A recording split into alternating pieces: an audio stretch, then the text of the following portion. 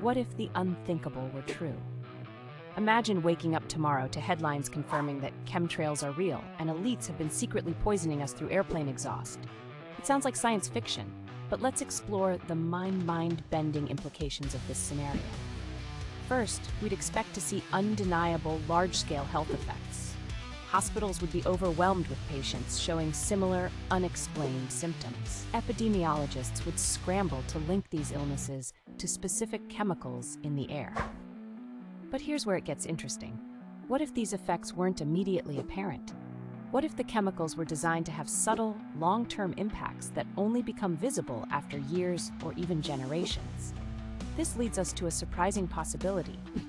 Could human biology start adapting to these new environmental pressures? Just as fish in polluted waters have evolved to tolerate toxins, we might see the emergence of humans with enhanced detoxification abilities. Imagine a future where having chemtrail-resistant genes becomes a desirable trait, reshaping the course of human evolution. Now let's consider the whistleblowers. In a world of widespread chemtrail poisoning, we'd expect insiders to come forward with hard evidence. But what if the conspiracy were so vast that it created an entirely new industry of professional secret keepers? We might see the rise of specialized silence insurance for those involved, or even memory-altering treatments to prevent leaks. The very nature of truth and reality could be called into question. Moving on to targeted effects, if certain regions or groups were more affected than others, we'd see measurable demographic shifts. But consider this twist. What if the chemicals were tailored to have different effects on different genetic profiles? This could lead to a new form of chemical gerrymandering, where population behaviors are subtly influenced through targeted spraying. Imagine election outcomes swayed not by social media, but by mood-altering substances in the air. The environmental fallout would be immense. Scientists in independent labs would detect widespread contamination of water, soil, and crops. But here's a counterintuitive outcome. Could this lead to a revolution in environmental restoration technology?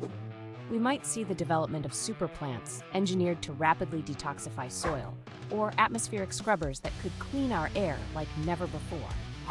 Our response to this crisis could inadvertently give us tools to combat climate change. Lastly, let's ponder the government and corporate ties. Financial and logistical paper trails would inevitably lead back to those responsible. But in uncovering this vast conspiracy, we might reveal an even more shocking truth. What if these elites believed they were saving humanity? Perhaps they discovered a greater threat, an impending alien invasion, or a solar flare that would wipe out civilization, and decided that controlled population reduction was the only way to ensure long-term survival. This scenario forces us to grapple with complex ethical questions. If faced with an existential threat, do the ends ever justify such extreme means? How would society rebuild trust after such a betrayal? And perhaps most unsettlingly, how can we ever be sure we know the full truth? As we conclude this thought experiment, consider this.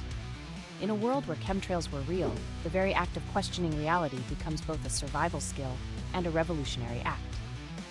Every contrail in the sky would carry new meaning.